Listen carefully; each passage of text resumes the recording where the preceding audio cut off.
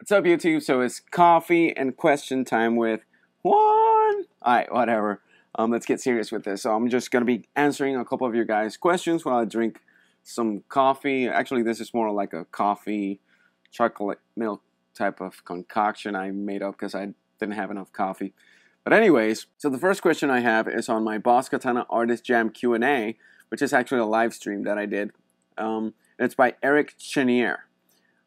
Or Chenier, or I don't really know how to say the name. Sorry about that. But yeah, his question is: I joined the stream in like the last 5 minutes, so I'm going to watch the whole thing now. I have a question that may or may not be stupid or impractical. If permutations apply to scales, can we apply them in a functional and musical way to arpeggio sequences? I'm not sure if I'm being clear in my question, but any feedback would be appreciated. Cheers from Canada.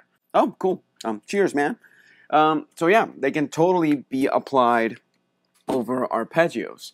Let me grab my guitar and show you really quick kind of a cool example. So now what I do with permutations with scales is I actually, let's say we have a 3-note per string type of fingering, so we have 3 notes. You can go 1 2 3, 1 3 2, 2 1 3, 2 3 1, any type of combination. So the same thing can be applied to a arpeggio. So on an arpeggio, let's take a 7th arpeggio. Let's take a minor 7 arpeggio. So we have 1, flat 3, 5, and flat 7. Essentially, we have 4 notes. So we can play around with the different order of those notes. So the normal arpeggio would go something like this. It would be just, let's say it's 4 notes, right? So 1, 2, 3, and 4. So we can totally sequence those in a different manner. So instead of going 1, 3, 5, 7, we can go 1, 5, 3, 7. It's just a matter of regrouping the same notes or the same number of notes. So instead of 1, 3, 5, 7, we can go 1, 5, 3, 7. Now to keep developing that, we'll just think of the different possibilities that begin with the number 1. So we can do 1, 7, 5, 3. We can do 1, 3, 7, 5. 1, 5, 3, 7, etc., etc., and then just keep searching for all the different possibilities. So what I would suggest is sit down with a piece of paper and write out all the possibilities starting with 1. So 1, 3, 5, 7, 1, 5, 3, 7, 1, 5, 7, 3, etc., etc. Then do the same thing starting from the 3, 3, 1, 5, 7, 3, 1, 7, 5, 3, 5, 1, 7, 3, 5, 7, 1, etc., etc. And then until you have each of them laid out, and then just practice them and see how they sound. And you can pick and choose your favorites and start applying them to your playing. All right, so question number 2 is from John Tremonti, a common commenter in the comment section. And cheers to you. So he's on the Monday Live Q&A Jam number 1, which again is another live stream, and he goes, how to train your techniques, legato, tapping, arpeggio, sweep picking, hybrid picking, etc. How many hours do you practice every day? Okay, so in terms of practicing a specific technique, I think I talked about this briefly in one of my live feeds. A couple things are very important. So it's important to know the scale. It's important to know the different fingerings. It's important to know the actual information. So I'm going to be trying to do like a 3-note per string pentatonic thing with some tapping, which is actually something I'm actually working on. So I don't really have it up to speed, but I'm working on it, which is exactly what you're asking. So what I would do is, first of all, figure out the pattern. So I would first of all be able to do this.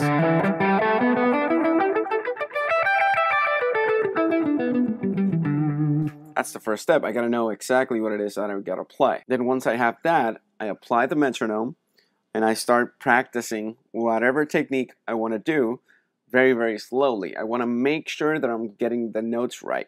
Why? Because it's almost like you're programming your hands. You're programming in a type of muscle memory, and if you program it wrong, that's how you start getting mistakes in your playing. Now you want to go slow. So in this case, I would go.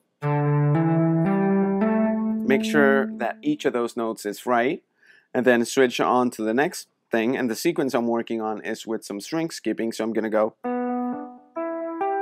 And then I'm going to do that again, because if you notice, that note didn't ring out, so do it again. and then go back. And keep doing that. Just making sure that all the notes are right. The speed is not important at this point because I'm just still programming everything in. So you keep doing that. Once you get better at that, then you can start increasing the speed little by little. So, now right there, see, like I've been mentioning, I still don't have this developed. So I did a wrong fingering, and that's exactly what we want to avoid when practicing. We want to get everything right every single time, so we program it in correctly. So that's the other thing. You got to make sure that you have the specific scale right and the specific fingering that you want to do. That way, when you're practicing and then kind of programming in this muscle memory, you know exactly how it's supposed to go, and you know exactly when you do it wrong, so you stop and work on it again, little by little. So that's how I would practice any type of technique. All right, so the next question is actually from a friend of the band that I play in, and he left a comment or a question on my Kirk Hammett's pentatonic sweeping video. He's asking a question about the band that I play in, which is Misa E Gallo, and he goes like this. So you know what'd be pretty cool? A video on how do you guys at Misa E Gallo organize rehearsals. You guys have plenty of musicians, so how do you guys organize everything so that no one loses their time? Who's in charge of writing the scores? What format do you use? How long are they? What if not everyone can make it to the rehearsal? By the way, love the new album. All right, so thanks a ton. I'm glad you like the album. There's a couple questions on here, so I'm going to try to get through them as fast as possible. So yeah, if you don't know about my band, it's called Misa E Gallo. You can check it out on any type of social platform. This is the little logo. This is how you write the name. It's all in Spanish, though. I warn you, if you're not a Spanish-speaking person, you can still listen to the music, I suppose. Anyways, like he mentions, we are a huge bunch of people in the band, and it kind of fluctuates. We're around 12, 13 members of the band. We have like 2 percussionists, we have 3 singers, 2 guitar players, bass player, the wind section, that's 11 guys already. We have a piano player, that's 12. We used to have another singer, so it really does fluctuate depending on the show and depending on how everything runs. What we do is we actually have a group on WhatsApp, and we just write to each other and say, okay, do you guys think that Tuesdays are doable? Tuesdays around 9. That's the other thing we do. We tend to do rehearsals fairly late so that everyone can be out of work and not dealing with like normal life stuff. We usually go rehearse around from 9 to 11, 9 to 12, that kind of schedule. Most of the times, one of the team leaders, you could say, write out, so can you guys rehearse next Tuesday at 9 o'clock? And people say yes, no, I gotta play, I can't play, I got work, whatever.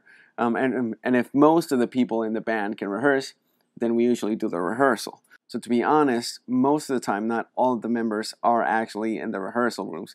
Just like I mentioned, it's a ton of different people, and we are mostly like working musicians. So we play with other people's, like some of us have things like this to work on, our videos, different projects, our own music. Some of the guys are parents, some of the guys are married, have like college professors, everything.